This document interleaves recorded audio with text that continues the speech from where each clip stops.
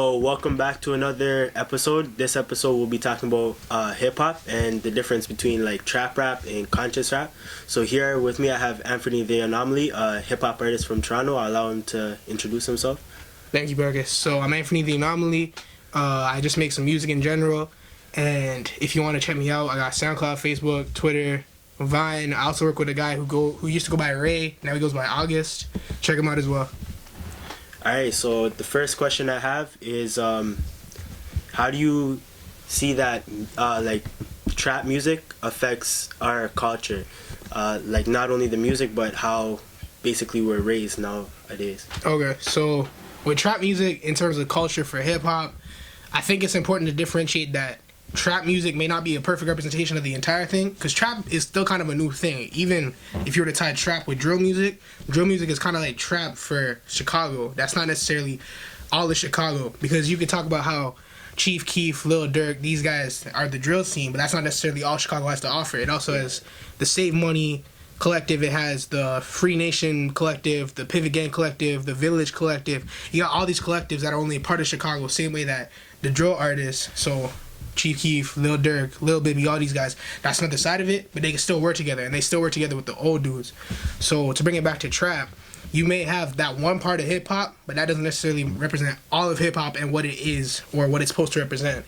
So you could have that harsh reality of, this is the trap, I live here, this is my environment, this is what I brought up in, but you also have to recognize that's one person's environment or perspective. That's not everybody's. Yeah. So that might not necessarily be everything about hip-hop. That's just one part of it. And that's not to say that it's a bad thing as much as it is you might not necessarily agree with it, but if you're not brought up in that lifestyle or culture or whatever, it's kind of hard to see that perspective from both sides. Yeah. Which is something that I don't think a lot of people do at first. How do you see that it affects like people that listen to the music? Because I know, like, say when I was in grade 5, I didn't know what a trap house was, but like now when my brother was in grade 5, he does. So it's like, not to say that maybe I was just oblivious to it, but maybe it's that it's actually changing like how little kids are viewing things. I think because that's at the forefront, so to speak, that's not necessarily like, when you think about it, when trap music, I don't see that charting. That doesn't get that mainstream appeal. That kind of gets like, all right, you might download it or you might listen to it here and there, but it's not like everybody's jumping at the chance to just download whatever trap album or whatever. I think also when it comes to the new generation, because this might be popular now, that's not gonna be popular in the long term. So we might not forever have trap music. You're this young, this is what you know. And it's also to differentiate it with our generation. I think that age difference had a lot to do with it, because trap, I don't think, was so popular to the degree where like everybody was blasting it. Like we still had artists who kind of had that vibe or whatever, but we didn't have it to this degree that we have now. But even then, it's not like that's what's being pushed or sold to the degree where it's like, this is #1 on every single chart, every single time, every day. Yeah. We still have dudes like Kendrick, J. Cole, Drake, Big Crit, like they can still chart top 5 or higher, and we can still have the trap artists who like they do their thing, but they're not like blowing up like everyone else is. Yeah. So what do you see in the difference in hip hop between those artists like J. Cole, Kendrick versus somebody like Ray Shremmerd? See, I listen to both of them. I like both of their music, but like Ray Shremmerd, they have one song on their album that's like one vibe, and then the next song is like a totally different vibe.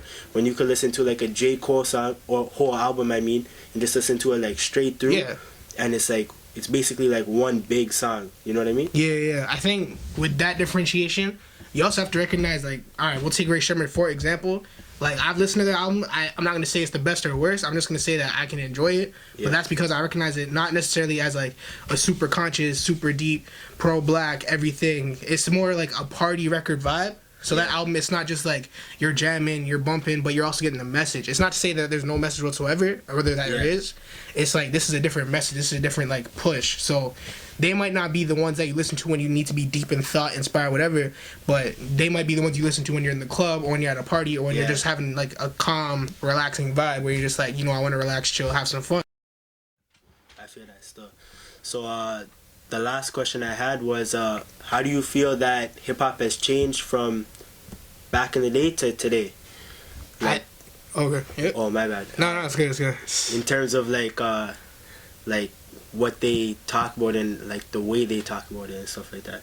Okay, so as someone who I can admit, like, I don't listen to like everything from like the 70s and 80s and 90s. I still try and go back to that. So listening to I've listened to snippets of the Diary by Scarface. I have listened to Illmatic, Reasonable Doubt, The Blueprint, Life is Good. I've listened to like the music from these guys from their past, like when they first started out to now, and I've listened to a bunch of stuff. I can say that in the past, from what I've learned, it seems like there was more of a, I'm not going to say conscious vibe, because arguing what conscious is, you could easily say that like Future isn't conscious, he's just monotonous, repetitive, whatever.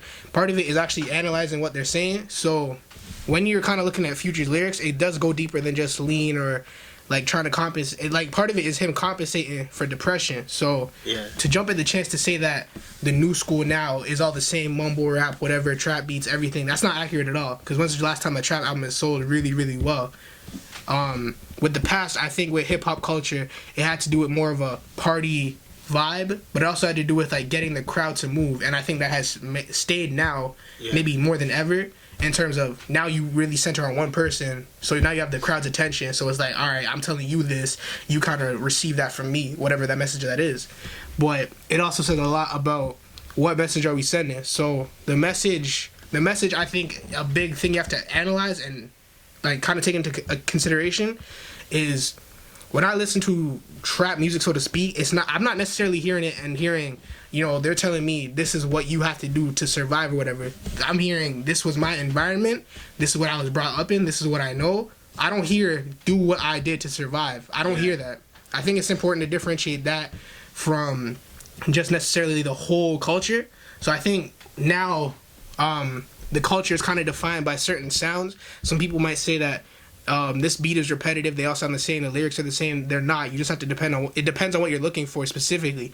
So if you're looking for trap, you might hear the same elements, obviously the same beats, whatever, the same kind of drum loops. But that's not necessarily the same thing as in the past, because even in the past, if we're looking at the technology shift, that has a big part to do with it. So the production might have been different in the past, but there was only so much of it to work with. So obviously you're going to get some repetition in the past too. The lyricism is going to be the same too.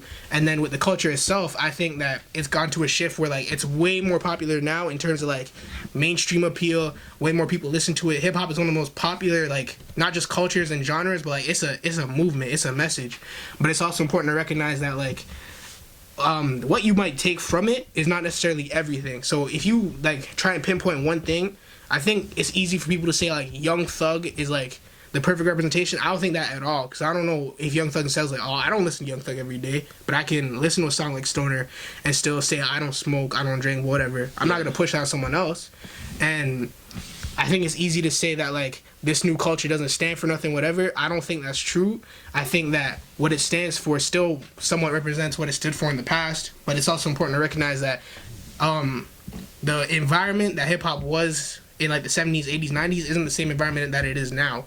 I think that it's important to recognize that people aren't living the same way they were in the past. Like people are way more connected because of the internet. So now it's like, all right, cool, maybe we can share our views and ideas, and a lot of people might not agree with each other, but you know, we can still kind of talk about why you may see it this way versus that way.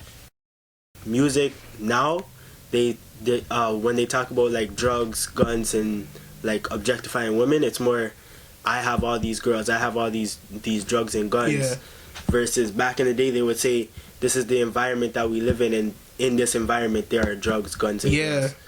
What do you have to say about that? I think it's easy to say that drugs, money, women, girls, cars, whatever. I think it's easy to say that, but I feel like that's such a generalization because maybe for the early and mid 2000s that's what we kind of saw hip hop as. But I don't hear that in the music I listen to now. Like I mean, obviously we're gonna cover certain topics over and over, but that's just a matter of repetition. Like you can get that from pop music too. You might get party all night long, have fun, hang out with your friends, Friday nights, whatever.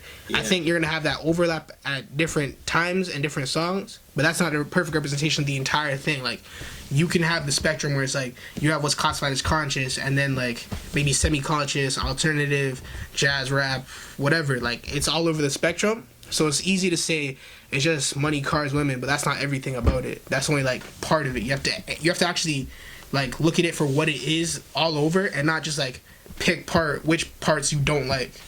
Yeah. once again, I'm Mitch. This is Anfernee the Anomaly. Yeah. Anything you want to say at the end? Thank you for letting me come on and just speak my words. Thank you. Yeah. All right, so if you want to follow him on any social media, the links will be in the description. Peace. Later.